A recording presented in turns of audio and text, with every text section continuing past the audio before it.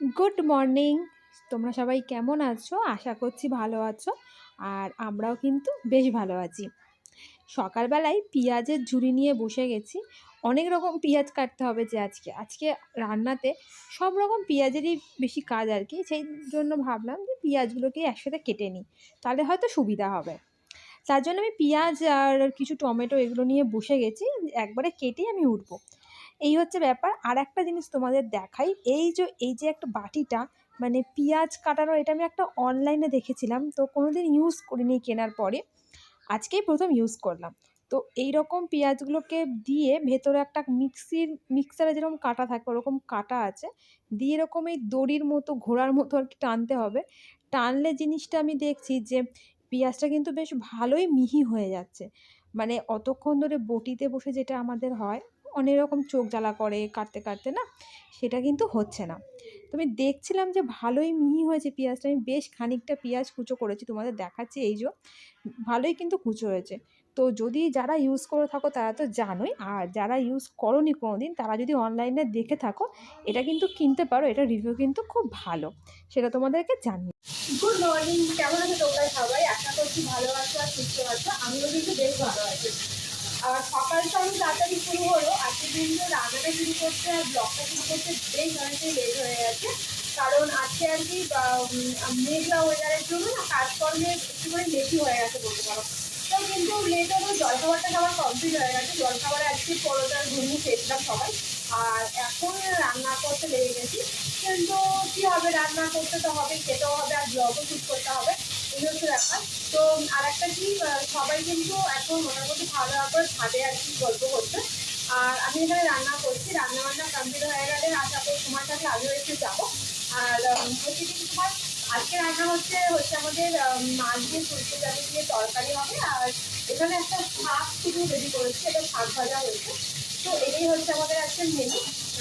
তোমরাও দেখতে থাকো, তোমাদের কেমন লাগে ব্লগটা অবশ্যই জানিও।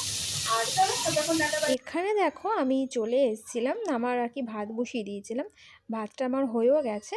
আমরা জানো তো ভাতটা আর কি একবার ফুট দিয়ে রেখে দিই, দিয়ে আবার সেকেন্ড বার দিই, মানে খানিকক্ষণ রেখে দিই, টানা করি না। এতে কিন্তু গ্যাসটা অনেক সাশ্রয় হয়, আর ভাতটাও তাড়াতাড়ি হয়ে যায়। তো তোমরা কিন্তু এই টিপসটা অ্যাপ্লাই করতে পারো। যদি বলো তো আমি কোনোদিন দেখিয়ে দেবো কীরকম বলতে চাইছি, আবার হয়তো অনেকে জেনেও থাকবে। আর পুরনো আগের ভাতের কিছু ফ্রিজে ভাত ছিল, তো ওই নতুন ভাতের ফ্যানটাই ওর মধ্যে দিয়ে দিলাম, তাহলে আর কি তাড়াতাড়ি গরম হয়ে যাবে। মানে ফ্রিজের ভাতটা অত গরম করতে হবে, ওটা আমি গরম বসিয়ে দিয়েছি।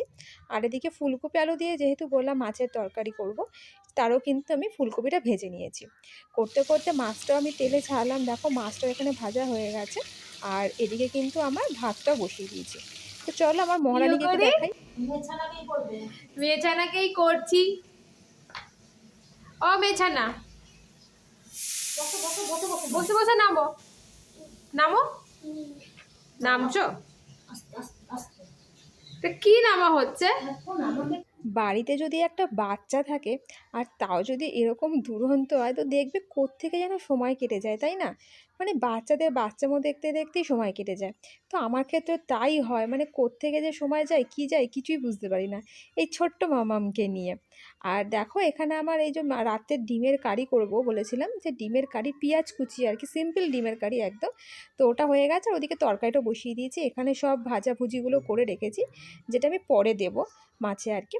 আর তো এখানে বাসনও ছিল কিছু বেসিনে, সেগুলো কিন্তু আমি বাসনগুলো মেজে নিয়েছি। তো মোটামুটি এখানে আমার রান্নাবান্না সবই কমপ্লিট হয়ে গেছে। আর এই যে আমার তরকারি ফাইনালি নেমে গেছে, এই যে ডিমের কারি। আমি যেহেতু ডিম খাই না, আমি মাছটা আমার দেওয়া আছে রাতের তরকারিতে। আর এইটা একদম দেখো, আমি একদম কিন্তু একটু সকালবেলা একদমই নয়, এটা একদম সন্ধেবেলা। হয়তো মশারি টানানো দেখে তোমাদের হয়তো মনে হতে পারে, আসলে এত মশা না, তো তার জন্য মশারি টানাতে হয়। এখন বাজে ঠিক 5টা 15। তো বিকেলবেলা ঘুম থেকে উঠেই আর কি ব্লগটা করছি, আবার তার দুপুরের পর দিয়ে আর কিছু করিনি। চলে এসেছিলাম রান্নাঘরে, তারপরে তো রান্নাঘরে কিছু আর কি, এবার আমি একটু গরম জল করবো। আসলে ঠান্ডায় না ঠান্ডা জলগুলো খেতে পারি না, তো যার জন্য একটু গরম জল করব, যেটা আমি খাবো এখন। আর আমি সকালবেলাতেও কিন্তু খাই। আশা করি এই গরম জলটা আমি প্রত্যেকেই খায়। মানে আমি যাদেরকে দেখি তারাই বলে যে আমরা কিন্তু খালি পেটে গরম জল খাই। আর আমি খাই আমার দাঁতের জন্য। মানে আমার খুব দাঁতে ব্যথা হয় মাঝে, মাঝে। তো যার জন্য এটা খেতে হয়। তো এখানে আমি আমার বাড়ির সবার জন্য মানে মামুনি, বাপি, আমার হাসব্যান্ড ও এসছে। তো ওনার জন্য সবার জন্য চা করছিলাম। লিকার চা বসিয়ে দিয়েছি। আর বাটিতে এখানে মেয়ের দুধ বিস্কুট করব, সেটাও কিন্তু আমি বসিয়ে দিয়েছি। মেয়ের দুধ বিস্কুট চা দুজনকে একসাথে ওদেরকে দিয়ে দিই।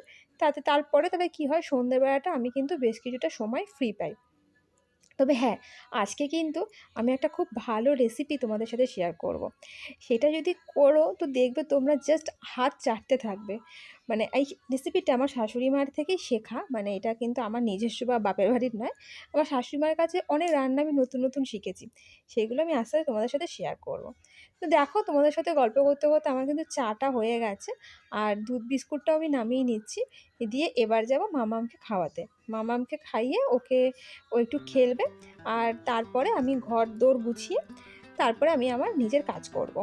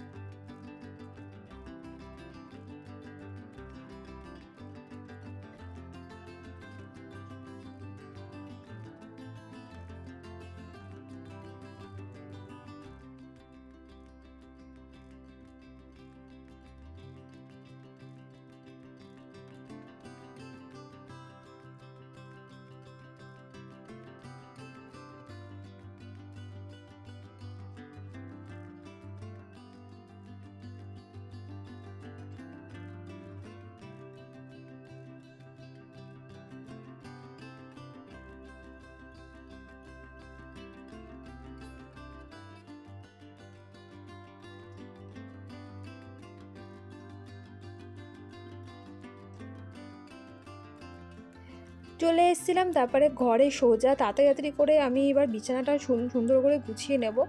কারণ বিছানা ঘরের যে অবস্থা দেখতেই পাচ্ছ, মানে রান্নাঘরের সব জিনিস আমার বিছানার উপরে চলে এসছে। তো এগুলো গুছিয়ে নেবো, সাথে মামামও খুব বদমাইশি করছে।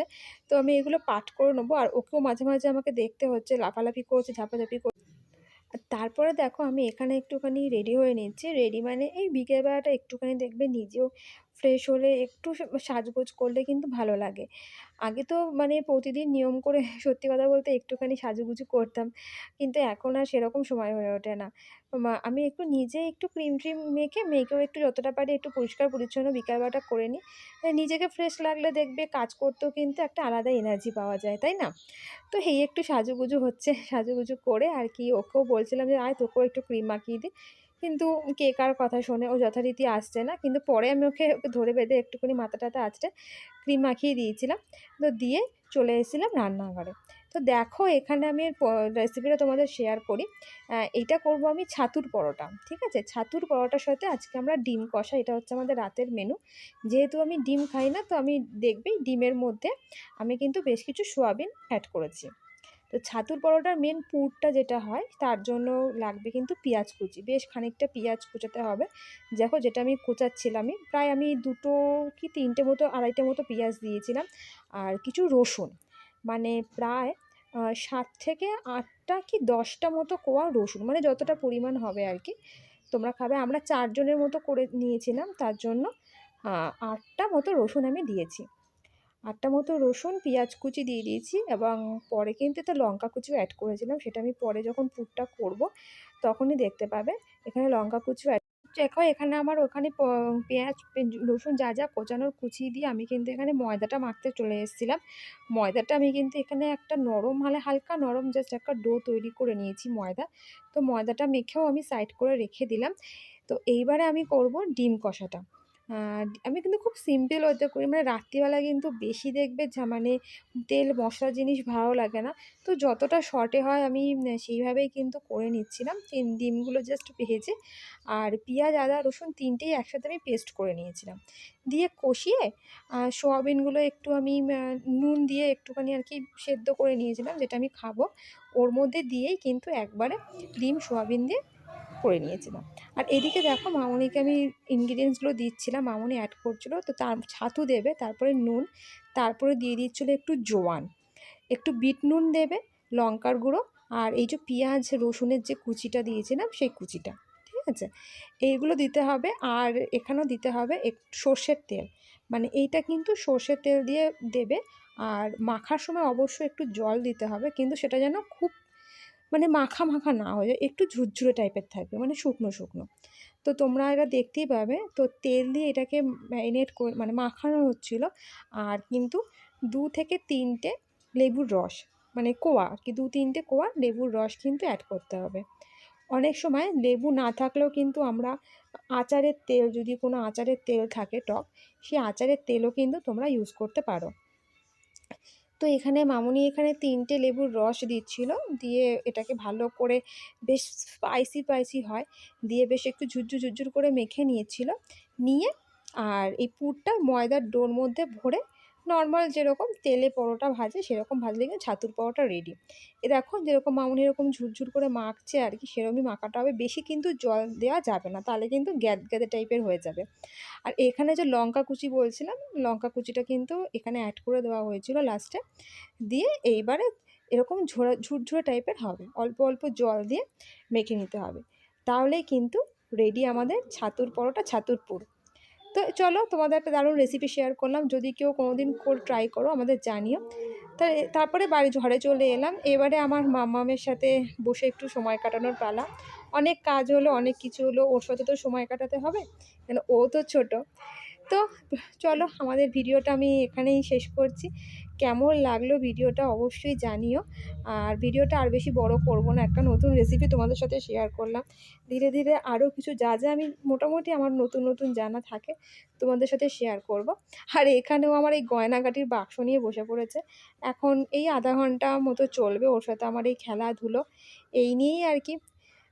আজকে আমার একটা দুপুর থেকে আর কি সন্ধে অবধি মোটামুটি আমি কি কাজ করি, কিভাবে আমার সময়টা কাটে, সেটা আমি তোমাদের সাথে শেয়ার করলাম।